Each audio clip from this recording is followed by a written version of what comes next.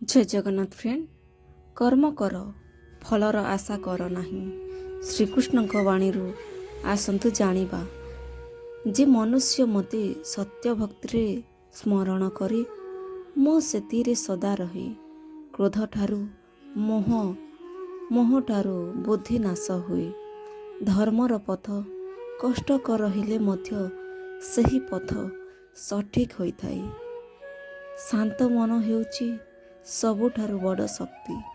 ଶାନ୍ତ ମନ ହେଉଛି ସବୁଠାରୁ ବଡ଼ ଶକ୍ତି। ଅହଙ୍କାର ମନୁଷ୍ୟଙ୍କ ସବୁଠାରୁ ବଡ଼ ଶତ୍ରୁ। ଅହଙ୍କାର ମନୁଷ୍ୟର ସବୁଠାରୁ ବଡ଼ ଶତ୍ରୁ। ସତ୍ୟ କେବେ ହାରେ ନାହିଁ, ଶେଷରେ ସତ୍ୟର ହିଁ ଜୟ ହୁଏ। ଯିଏ ନିଜକୁ ଜିତେ ସେ ସମସ୍ତ ଜଗତକୁ ଜିତିପାରେ। ଯେ ନିଜ ମନକୁ ଶାନ୍ତ କରିପାରେ ସେ ସଂସାରକୁ ଜିତିପାରେ। ଲୋଭ ମନୁଷ୍ୟକୁ ଅଶାନ୍ତି କରେ। ପରଧନ ମନୁଷ୍ୟକୁ କଷ୍ଟ ଦିଏ। ଯେଉଁଠି ଭକ୍ତି ଅଛି ସେଠି ଭଗବାନଙ୍କ ବାସ ଅଛି। ଭଲ କର୍ମ କେବେ ବ୍ୟର୍ଥ ଯାଏ ନାହିଁ। ଭଲ କର୍ମ କେବେ ବ୍ୟର୍ଥ ଯାଏ ନାହିଁ। ମନୁଷ୍ୟ ନିଜ କର୍ମ ଦ୍ୱାରା ନିଜ ଭାଗ୍ୟ ଗଢ଼େ। ମନୁଷ୍ୟ ନିଜ କର୍ମ ଦ୍ୱାରା ନିଜ ଭାଗ୍ୟ ଗଢ଼େ। ଧୈର୍ଯ୍ୟ ଓ ବିଶ୍ୱାସ ସଫଳତାର ମୂଳ। ଧୈର୍ଯ୍ୟ ଧରିଲେ ସବୁକିଛି ଅସମ୍ଭବ କାର୍ଯ୍ୟ ମଧ୍ୟ ସମ୍ଭବ ହୋଇପାରେ। ଅନ୍ୟର ଅଧିକାର କେବେ ଛିନିବା ଉଚିତ ନୁହେଁ କି ଛଡ଼େଇ ନେବା ଉଚିତ ନୁହେଁ। ଯେ ଦୟା କରେ ସେ ଭଗବାନଙ୍କ ପ୍ରିୟ ହୁଏ। ସମୟ ସବୁକିଛି ପରିବର୍ତ୍ତନ କରେ। ସମୟ ଧୀରେ ଧୀରେ ସବୁକିଛି ପରିବର୍ତ୍ତନ କରେ। ମନକୁ ନିୟନ୍ତ୍ରଣ କରିପାରିଲେ ଜୀବନ ସଫଳ ହୁଏ।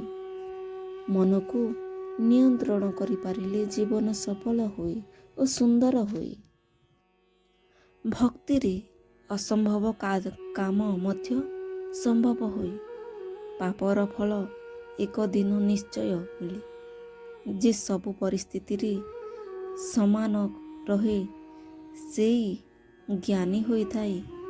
ଇଚ୍ଛା କମ୍ ହେଲେ ଶାନ୍ତି ଅଧିକ ମିଳେ। ଇଚ୍ଛା କମ୍ ହେଲେ ଶାନ୍ତି ଅଧିକ ମିଳେ। ପ୍ରେମ ହେଉଛି ଜୀବନର ସବୁଠାରୁ ବଡ଼ ଶକ୍ତି। ପ୍ରେମ ହେଉଛି ଜୀବନର ସବୁଠାରୁ ବଡ଼ ଶକ୍ତି। ମାୟାଠାରେ ଫସି ମନୁଷ୍ୟ ସତ୍ୟକୁ ଭୁଲିଯାଏ।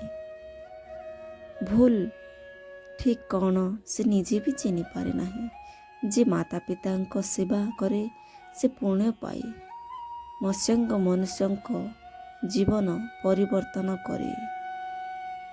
କ୍ଷମା କରିବା ହେଉଛି ସବୁଠାରୁ ବଡ଼ ଗୁଣ। କ୍ଷମା କରିବା ହେଉଛି ସବୁଠାରୁ ବଡ଼ ଗୁଣ। ଭଗବାନଙ୍କୁ ପାଇବାକୁ ଶୁଦ୍ଧ ମନ ଦରକାର, ନା କି ଧନ ସମ୍ପତ୍ତି ଦରକାର। ଯେ ଅନ୍ୟଙ୍କୁ ଭଲ ଚାହେଁ ତାଙ୍କ ଭଲ ନିଶ୍ଚୟ ହୁଏ। ଭୟକୁ ଛାଡ଼ି ଧର୍ମର ପଥରେ ଚାଲ। ଭୟକୁ ଛାଡ଼ି ଧର୍ମର ପଥରେ ଚାଲ। ସବୁକିଛି ମୋ ପାଖରେ ସମର୍ପଣ କର, ମୁଁ ତୁମକୁ ରକ୍ଷା କରିବି। ଭାଗବତ ବାଣୀ, ଶ୍ରୀକୃଷ୍ଣଙ୍କ ବାଣୀ।